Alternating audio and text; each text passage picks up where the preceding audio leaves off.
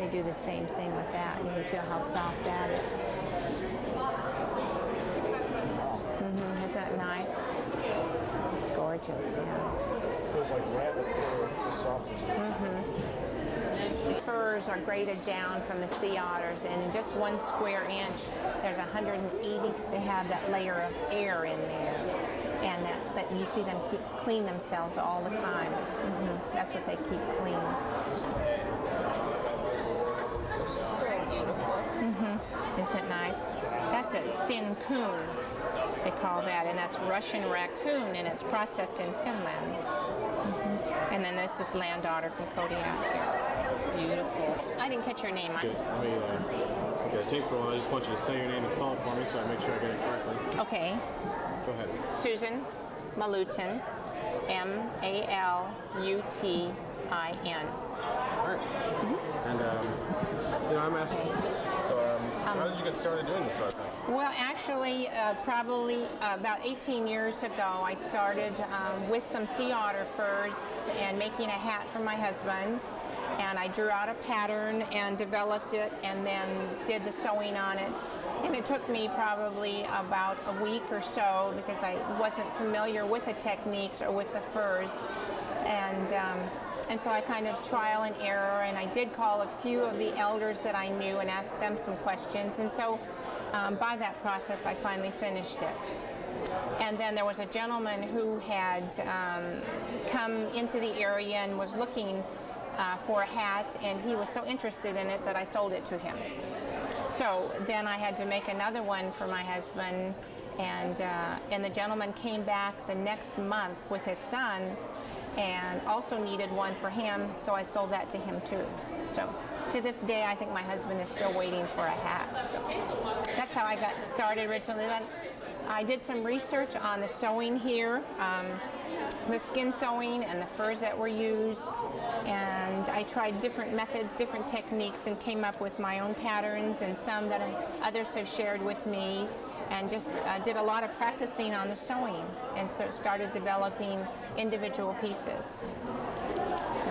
And some of the techniques and the patterns were hard to come by. Yes, they were, and one of the reasons for that certainly is because in this area there wasn't a lot of the skin sewers or elders that remembered doing that process, and so I was fortunate to travel to the mainland and to other areas and asked elders who were very kind to let me learn from them and share ideas and techniques that were similar to our area. And then I learned to do the skin sewing and the matching of furs, the correct way to cut them and to lay them into patterns. So that really did help a lot. And here is one of out of sea otter, and this is of course my most favorite fur to sew with. Sorry, let me have you start again. I had to focus Okay. off of it. Okay. So tell me what you have. Okay, this is a hat that's made out of sea otter, which is my most favorite fur to sew with because it is so dense, and if you make a seam with this, you cannot tell where the seam is, because as they say, and I've certainly been told, that within a square inch of the sea otter is 180,000 hairs. So that certainly makes it a dense and an extremely durable fur. And this is a favorite, and people who buy the fur know what goes into it and know that it's a valuable fur. So it certainly is well received whenever I do make a garment out of it. The other ones, this is another hat that I made out of the deer hide, and this is sheared and plucked sea otter. This is a process that's used when they take all the guard hairs off and they shear it down to the very, very finest of the fur, and it's extremely soft. And again, this is very well into garments, especially hats and slippers. It's very well received, and it's a very popular item, very popular fur. Other types that I use are the seal and sea otter combinations for hats here, and it's a very well worn hat. It lasts for a great deal of time, or quite a while, and also it's a durable fur. And combined with the sea otter, it's a very attractive hat. Okay, land otter from Kodiak here, and I like to keep things that complement our area, and because people are very much in favorite of items that come from their area, from Kodiak particularly. And this deer hide came from a fognac, and so that is interesting for the people, especially if there's a story behind it. They enjoy that as well. Are we getting...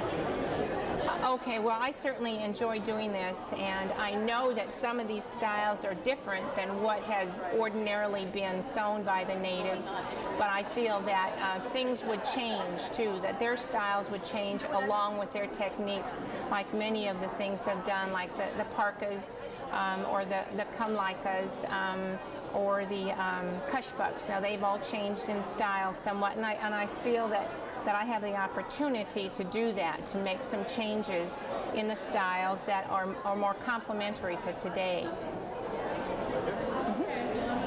Anything else that you like to add? Oh, I think that the mittens that I do are a standard style pretty much, but I have the seal and the sea otter, and then I have a pair that I was able to get a fur seal from the Privilofs, and that really complements furs too and makes a nice mitten. And then I use deer hide for the leather part of it, and they're very durable and very well used here. People use them either for driving or when on their snowmobiles or when they're out sledding. So they have become real popular here as well. So. Turn that around a little bit.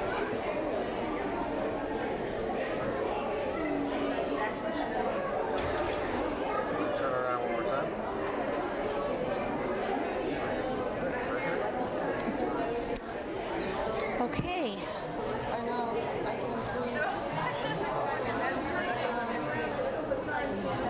Oh my, look at this, huh? Oh, look at that. Scared and fur. Oh, yes. Oh, goodness. You don't have any with all fur? No, they're all gone. These are the only two in just this pair I have left here. This is the seal and the sea otter. Yeah, these are my students when I went down to Alutiiq to teach, and now they have children of their own. Yes, so that was nice. You made all these? Mm-hmm. All of these, All right, go ahead. Hello, my name is Susan Malutin. I'm from Kodiak, and I'd like to wish everyone a Merry Christmas, especially my mom and Solana. Hi, my name is Glenda. I'm from Kodiak. I'd like to wish everyone Merry Christmas and Happy New Year. Very good. Appreciate you doing that. You want me to say my name? Yep. Yeah, you can just say who you are. And My name is Susan Malutin. I'm from Kodiak, and certainly wish everyone a happy and safe New Year and a healthy holiday season. very good. Over time, I did leave many times, and when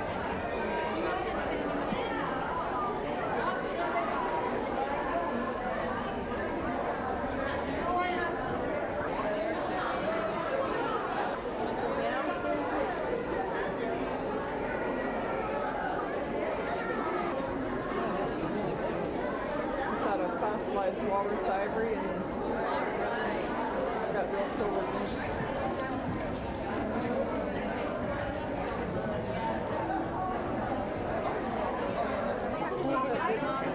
And prawn tails. No, actually, these are crawdad tails. Leftover dinner from the KI. Prawn tails.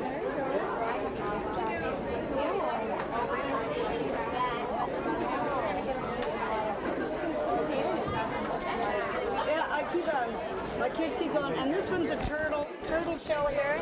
My dog ran off with the turtle. So all of our household pets become endeared in one of our crawdad tails. And this is all shrimp. These are prawn tails and pieces of fish head bones, and shrimp tails. That's it. And head bones of a fish, pieces of the fish head bone.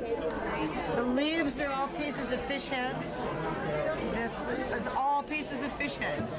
Fish heads or shrimp tails. Wow, whatever gave you the idea to do this? You know, I don't know. I just saw it. I just saw it. Some things I started working with turkey bones, and I made Christmas tree ornaments because the neck bones have holes in them. So we'd roll them in glue, roll them in glitter, and stick them on a tree. The problem was the dog kept eating them. So then I started sealing them in a two-part acrylic resin, and the dog doesn't eat them anymore. But he used to. Now the only time he grabs the bones is when.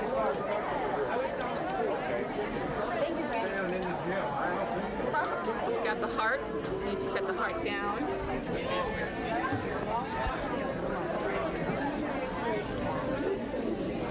Oh, Fran, you're going to have to do it now. Okay, here we go, the expert. Well, I take credit cards. That's even more. I shouldn't say that, huh? Hi, my name is Father Deacon Daniel Charleson, originally from Kodiak, Alaska, and I'm here in Kodiak for St. Herman's Seminary, which I was ordained last January. I'm here to, God willingly, complete my school for future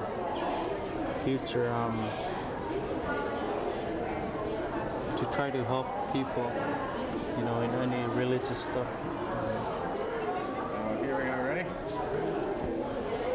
Hi, my name is Father Deacon Daniel. I'm from Kodiak, Alaska. I'm here in Kodiak, and I'd like to say Merry Christmas to the people in Kodiak, and have a Merry Christmas. Very good.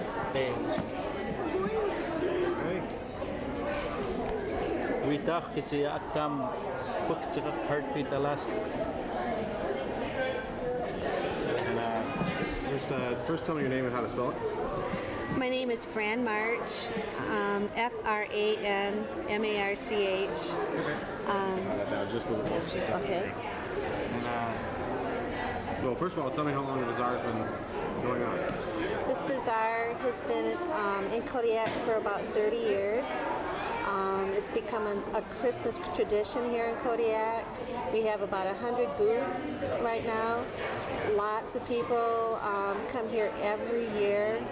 They're old timers, and we have quite a few new people. We get people out of Kodiak as well as local artists. Very good. And who puts this on? The American Association of University Women organized this bazaar. The proceeds help us fund scholarships for girls and women and other things that we do with our organization. Very good.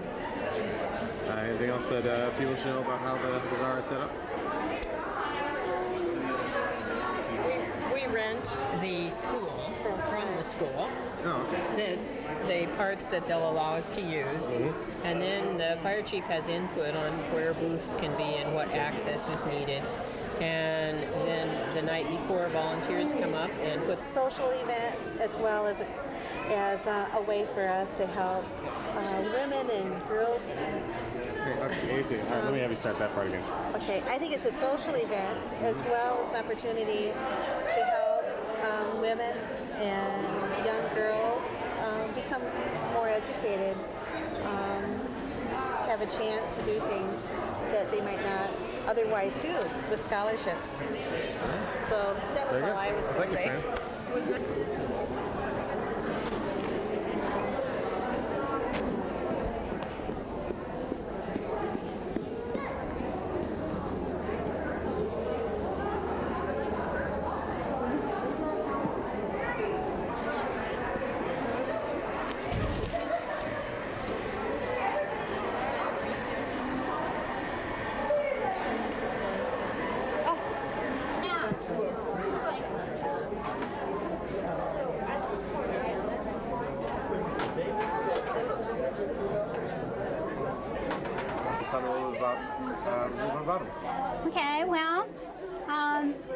like the Alutiiq hunter.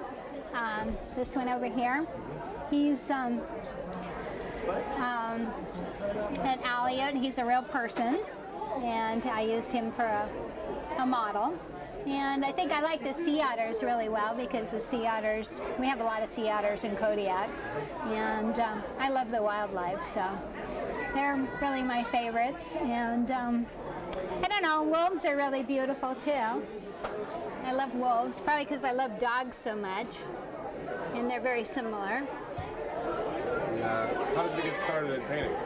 Oh, I've painted and done artwork all my life, and I don't know, I'd say about 10 years ago, I was walking by a very beautiful piece I saw in a mall, and I just felt like I needed to learn how to paint like that, and so I went to work and learned how to paint like I do now. Oh, very good. And, tell me a little bit about this piece here. Oh, this is the National Wildlife Refuge poster that I did just recently. It's brand new, and it's available at the National Wildlife Refuge here in Kodiak.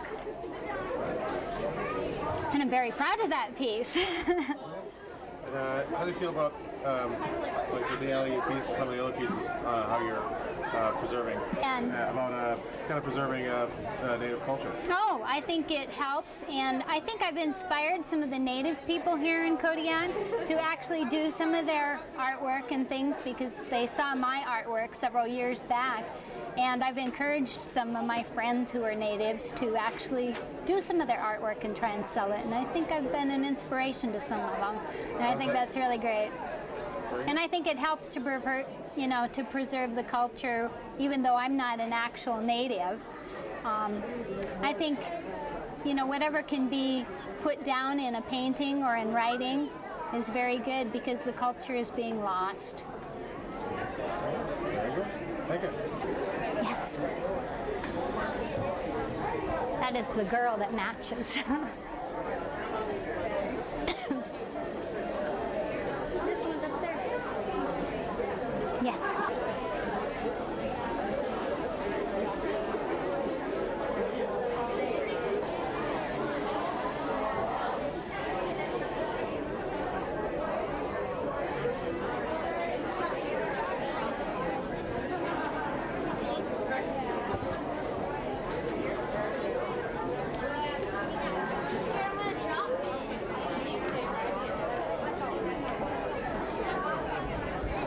What is this for?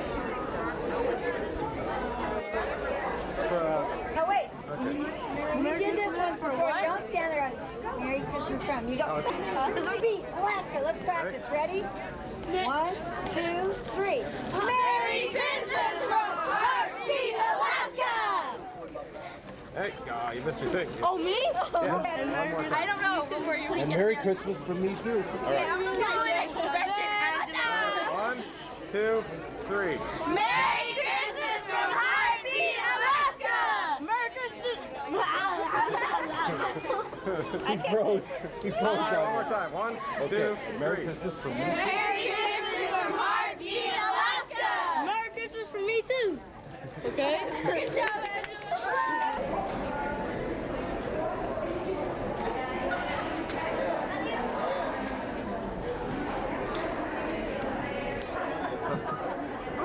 Go ahead, say it. Come on. All right, ready? Go ahead. Hi, I'm Angela. Merry Christmas, everybody. No, I didn't do anything. Go. Ready? I'm ready to go. All right. We're rolling. Go ahead.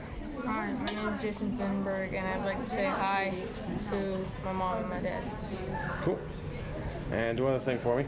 I want you to say, Heartbeat Alaska will be right back. Heartbeat Alaska will be right back. Hi, I'm Charlie Peterson. I'd like to say Merry Christmas to Jenna Reuter and a Happy New Year. All right.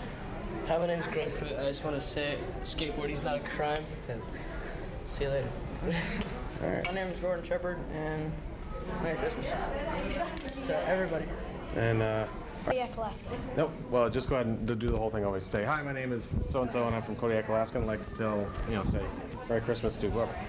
Okay, My go name's ahead. Charlie Peterson. I'd like to say Merry Christmas to Jenna Reuter and a Happy New Year. I'm from Kodiak, Alaska.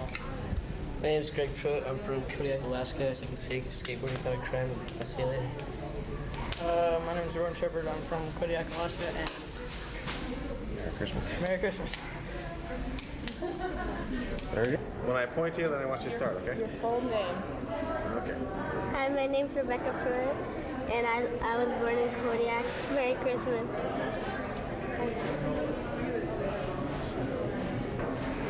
Not me. No. Okay. So, 1, 2, 3. Merry Christmas. Christmas. From Kodiak, Alaska. Can I have you do it too? Okay. All right. 1, 2, 3. Merry Christmas to everybody, especially in Cordova, my family in Cordova. Happy New Year also. And where are you from? Kodiak. Okay, let me have you do it one more time. Except this time, say, hello, my name is whatever your name is, and I live in Kodiak, and I'd like to say Merry Christmas to all your family in Cordova. Okay. Go ahead. Hi, my name is Kathy Druckery, and I want to say Merry Christmas to all my family in Cordova from the family here in Kodiak. Merry Christmas. Very good. Thank you. Really good. Okay, go ahead. Hi, I'm Leona, and I'm from Kodiak, Alaska, and I'd just like to say Merry Christmas to everybody. All right, do it one more time. Okay. There you go. Hi, I'm Leona, and I'm from Kodiak, Alaska, and I would like to say Merry Christmas to everybody. Very cool. If you could, why don't you just go ahead and maybe just almost pretend, but just kind of adjust some of the holes on the counter just to get them kind of just right.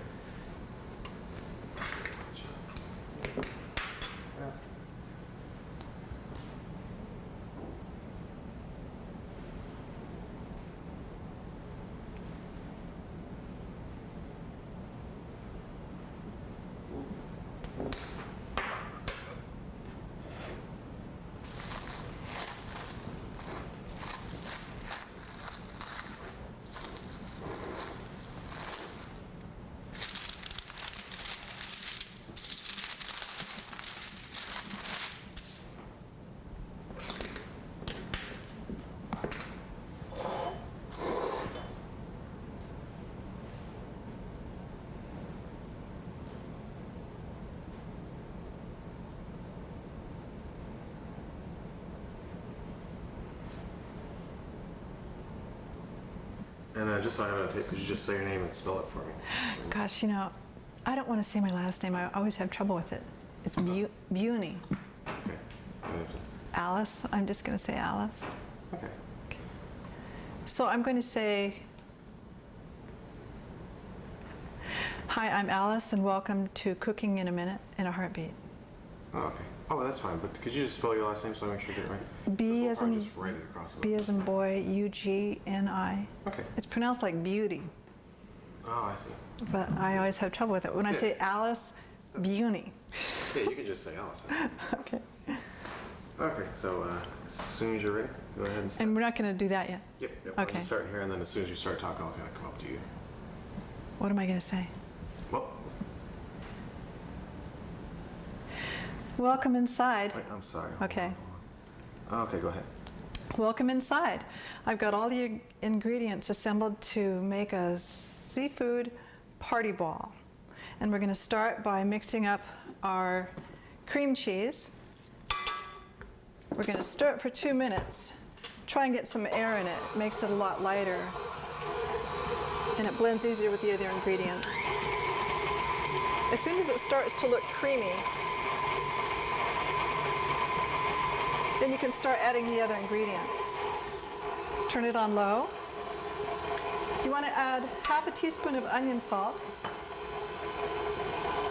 1/4 cup of sour cream, 1 tablespoon of minced onions. If you don't have minced onions, you can always use 2 teaspoons of grated onions, a tablespoon of horseradish, a splash of Worcestershire sauce, kind of brings the flavors out, And you want about a tablespoon of fresh squeezed lemon juice. All seafood has lemon juice in it. And then when it's done, you'll want to scrape down the sides at least once while you're stirring it to make sure all the ingredients blend. Keep on doing that. You're close enough. And this way you know you're not going to have such a very stiff ball. It'll be nice and fluffy when it's done.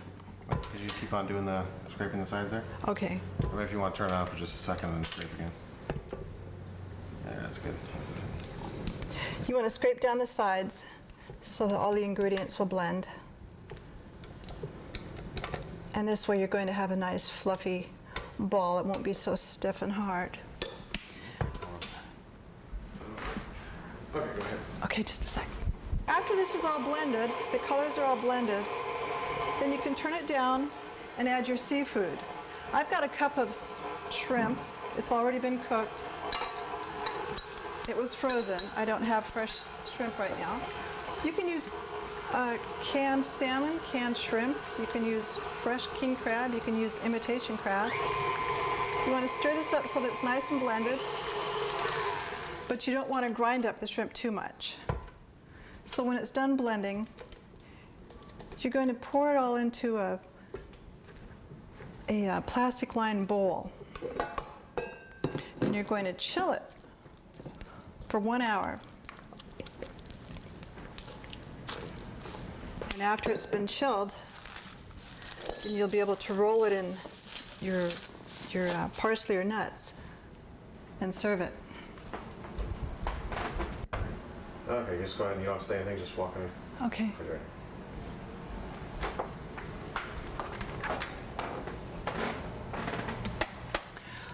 I've already got a salmon ball that's been chilled.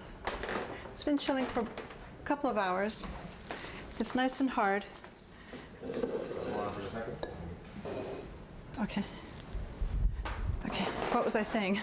Hold on. Okay. Okay, go ahead. This ball has been chilled for an hour or more. It's nice and firm. Before you roll it in parsley or nuts, you want to kind of smooth it out a little bit because this will be the final shape of your ball. When you've got the shape you want, roll it in a cup of nuts. I've chopped these nuts up. You can roast the nuts before you roll your seafood ball in it. And you want to make sure that it's all covered with the nuts because they will fall off. Press your nuts into there. The ball is nice and firm so you can handle it without worrying about it losing its shape. You're going to press all the nuts in there, and then you're going to return it to the refrigerator and let it firm up again for another hour or so if you've got time.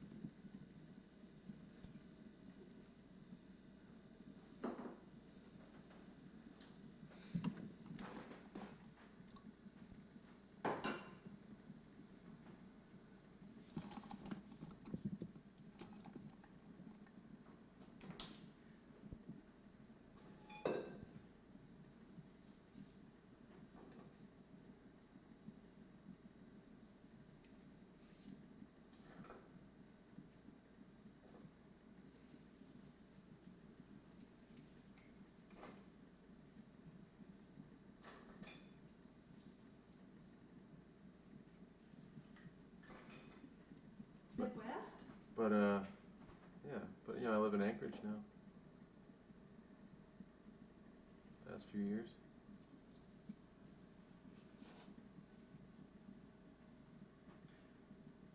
Actually, it looks good in lettuce. If you just set the lettuce right in the crackers, I think that would. With the lettuce? I was wondering if I should use this ball. If I should take that one out and... Yeah, you should use the other one. I think the other one turned out a little bit better. Yeah. Should I show the process of putting it on here and then setting it in the crackers? Oh yeah, that's good. Yeah, very good.